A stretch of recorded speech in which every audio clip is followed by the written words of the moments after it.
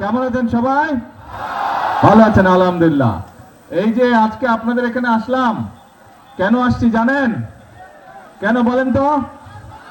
খাল খনন। হ্যাঁ, কয়েকটা কর্মসূচি আছে, কিন্তু এইটা এখানে এই এলাকায় আপনাদের এই ইউনিয়নে কর্মসূচিটা হচ্ছে এই যে বাসিয়াতে যে নদীটা আছে, এখানে যে খালটা, এটা সেই ৭৭ সালে শহীদ রাষ্ট্রপতি জিয়া রহমান এটা খনন করেছিলেন।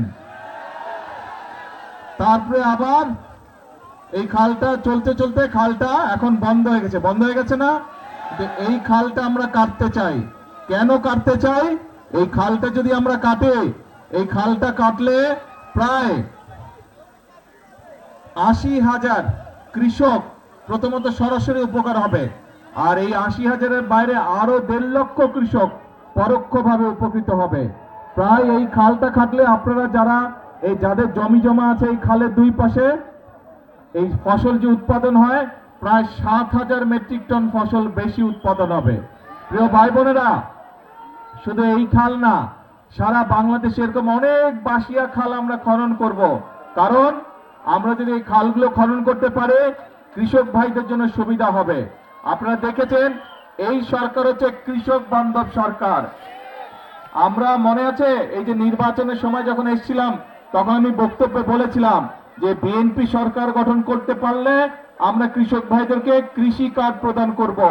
আপনারা নিশ্চয়ই সংবাদপত্রে দেখেন যে আমরা কিন্তু এর কাজ শুরু করেছি। টাঙ্গাইল থেকে গত মাসের 14 তারিখে আমি কৃষক কার্ডের এই উদ্বোধনীটা করেছি। তারপরে এখন ধীরে ধীরে সারা বাংলাদেশের কৃষক ভাইদেরকে আমরা কৃষক কার্ড পৌঁছে দিব। এই কৃষক কার্ডের মাধ্যমে অনেকগুলো সুবিধা আমরা কৃষক ভাইদেরকে দিব। তাদেরকে ঋণের সুবিধা দিব, তাদেরকে সার বীজ কীটনাশকের সুবিধা আমরা সরকার থেকে সরাসরি দিতে পারবো। আর সবচেয়ে বড় যে সুবিধাটা, তারা বছরে ২৫০০ টাকা পাবে, যেটা দিয়ে তারা নিজেরা কীটনাশক ওষুধ বলেন, বীজ বলেন, এই জিনিসগুলো তারা সরাসরি কিনতে পারবে। সরকার থেকে সরাসরি আমরা তাদেরকে এই অর্থ সাহায্যটা করব কৃষক ভাইদেরকে। এর মধ্যে আপনারা দেখেছেন আমি কিন্তু বলেছিলাম যে বিএনপি সরকার গঠন করতে পারলে কৃষক ভাইদের যাদের ১০,০০০ টাকা পর্যন্ত কৃষি ঋণ ছিল, আমরা সুদ সহ সেটা মওকুফ করব। নির্বাচনের আগে কইছিলাম এটা, কিন্তু নির্বাচনের পরে আমরা 10 দিনের মধ্যে কিন্তু আমাদের কথাটা আমরা রেখেছি। আমরা সরকারের যে ১০,০০০ টাকা পর্যন্ত কৃষি ঋণ ছিল ১২ লক্ষ কৃষকের, এই ১২ লক্ষ কৃষকের কৃষি ঋণটা আমরা সরকার থেকে মওকুফ করে দিয়েছি সুদ সহ। কাজেই আমরা চাই এই দেশের কৃষক ভাইরা ভালো থাকুক, আমরা চাই গ্রামের মানুষরা ভালো থাকুক, গ্রাম সহ সব মানুষই ভালো থাকুক।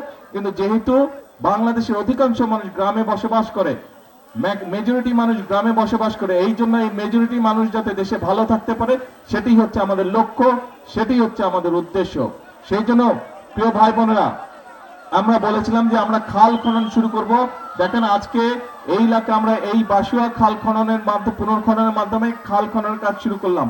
এর মধ্যে দেশের অনেকগুলো জায়গায় প্রায় ৬০টার মতন জেলায় এর মধ্যে খাল খনন শুরু হয়ে গেছে। এই খাল খনন এইবারই শেষ হবে না, এটা প্রায় ৪০ কিলোমিটার, তার মধ্যে ২৩ কিলোমিটার খাল আমরা পুনর্খনন করব। এবং এই ২৩ কিলোমিটার খাল পূরণ করতে আমাদের 2টো শুকনো মৌসুম লাগবে। এই এখন শুরু হলো, কিন্তু এখন তো বর্ষা শুরু হয়ে গেছে, এবছর তো আর শেষ হবে না, কিন্তু এই বছর নভেম্বর থেকে আবার আমরা খাল খনন শুরু করব শুকনা মৌসুমটা শুরু হলে। এবং ইনশাল্লাহ আগামী বছর আমরা চেষ্টা করব এই ২৩ কিলোমিটার খাল সম্পূর্ণভাবে আমরা পুনর্খনন করতে। তার ফলে দুই পাশে যেরকম মানুষগুলো কৃষক ভাইরা পানির সুবিধা পাবে, একইভাবে এলাকার মানুষরা পানির সুবিধা পাবে। এবং শুধু খাল খনন না, এই খালের পাশ দিয়ে দুই পাশে ২৩ কিলোমিটার দুই পাশ দিয়ে খালের দুই পাশে আমরা প্রায় ৫০,০০০ গাছ আমরা বৃক্ষরোপণ করব। আমরা যেই বৃক্ষরোপণ করলে খালটাকেও ধরে রাখতে পারবে, এলাকার মানুষেরও বসার জায়গা হবে গাছের তলায়। এবং আমরা চেষ্টা করব সেখানে বিভিন্ন ফলাদি গাছও রোপণ করতে, যাতে করে এলাকার মানুষ ফল ফলাদি খেতে পারে। কি ভাই আছেন নাকি কাজে? ঠিক। এখন এই যে যেই কাজগুলো আমরা করব, এই কাজগুলো করলে উপকার হবে কার?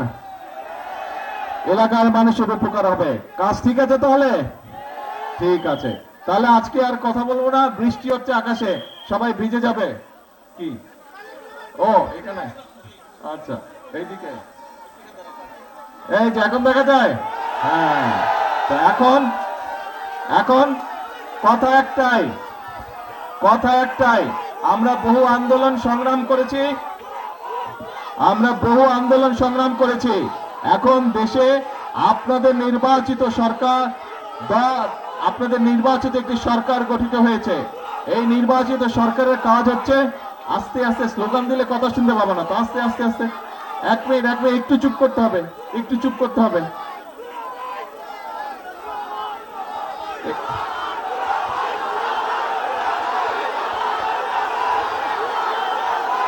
তো দুলাভাইকে কথা বলতে না দিলে তো, দুলাভাইকে কথা বলতে না দিলে তো দুলাভাই যাবে গিয়া, যাই আমি কথা বলবো না, যাব?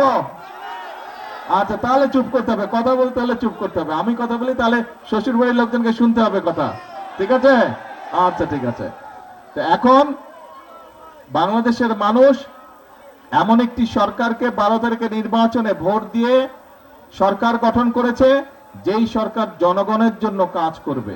কারণ আমাদের একমাত্র জবাবদিহিতা হচ্ছে এই দেশের মানুষের কাছে, এই দেশের জনগণের কাছে।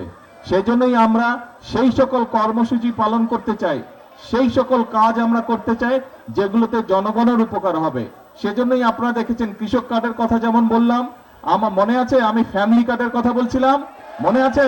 সেই ফ্যামিলি কার্ডের কাজও আল্লাহর রহমতে আমরা শুরু করেছি।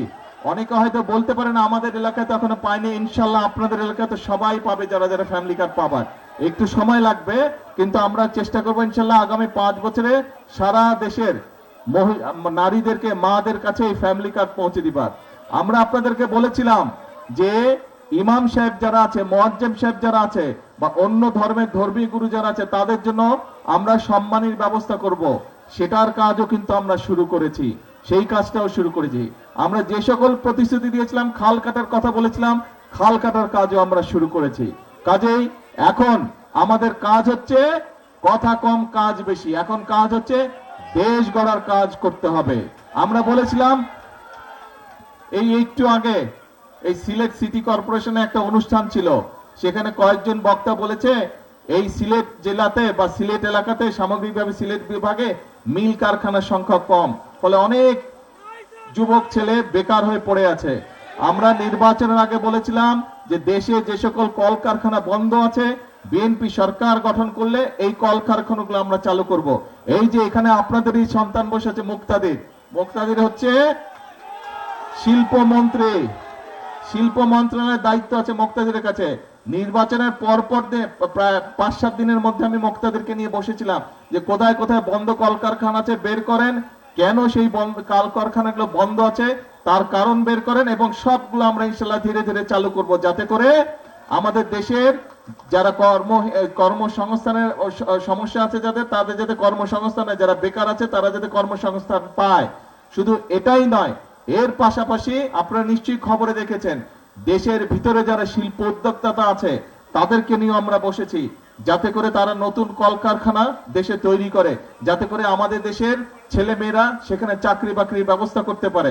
শুধু তাই নয়, বিভিন্ন দেশে, পৃথিবীর বিভিন্ন দেশে আমাদের ছেলেরা যায় চাকরি বাকরি সংস্থানের জন্য, তাদের জন্য আমরা সেই সব দেশের সাথেও কথা বলেছি। দেশের বিভিন্ন জায়গায় আগে বিদেশে যে মানুষ যেত সেইগুলা জায়গা বন্ধ আছে, সেই সব দেশের সাথে আমরা কথা বলেছি, সেগুলাও ইনশাল্লাহ আমরা চালু করার ব্যবস্থা করছি। অতি দ্রুত সেই সব দেশেও মানুষ যাওয়া আবার শুরু করবে। কাজেই আমরা দেশের মানুষের কর্মসংস্থানের ব্যবস্থা আমরা করার চেষ্টা করছি, কারণ এই সরকার হচ্ছে আপনাদের সরকার। এই সরকারকে আপনারা নির্বাচিত করে ক্ষমতায় পাঠিয়েছেন। কাজে এই সরকারের সবচেয়ে বড় দায়িত্ব হচ্ছে, এই সরকারের 1 নম্বর দায়িত্ব হচ্ছে এই দেশের মানুষের স্বার্থ দেখা। এই সরকারের 1 নম্বর দায়িত্ব হচ্ছে, 1 নম্বর কাজ হচ্ছে এই দেশের মানুষের সমস্যার সমাধান করা। ইনশাআল্লাহ আপনারা যদি আমাদের সাথে থাকেন, আপনারা যদি আমাদের পাশে থাকেন, ইনশাআল্লাহ বাংলাদেশকে আমরা ইনশাআল্লাহ সামনের দিকে এগিয়ে নিয়ে যাব। বাংলাদেশকে অন্য যেগুলা উন্নত দেশ আছে তাদের পাশাপাশি ইনশাআল্লাহ আমরা দাঁড় করাতে সক্ষম হব, আমরা সবাই মিলে যদি কাজ করি। সেই জন্যই আমি সব সময় একটা কথা বলি, আল্লাহ তাআলা বলে দিয়েছেন আমি সেই জাতিকেই সাহায্য করি যারা নিজেদেরকে সাহায্য করে, বলছেন আল্লাহ তাআলা। কাজে আসেন, আমাদের কথা একটাই কথা, সেটা হচ্ছে কাজ, কাজ আর কাজ। সেজন্যই আমরা বলি করব কাজ, তারপরে কে করব কাজ, সবার আগে বাংলাদেশ। আসেন কাজ করব, নিজের দেশকে আমরা নিজেরা ইনশাল্লাহ গড়ে তুলব। বিদেশ নিয়ে গর্ব করব না, আমরা বাংলাদেশ নিয়ে গর্ব করব, আমরা নিজের দেশ নিয়ে গর্ব করব। আল্লাহ হাফেজ, বাংলাদেশ জিন্দাবাদ।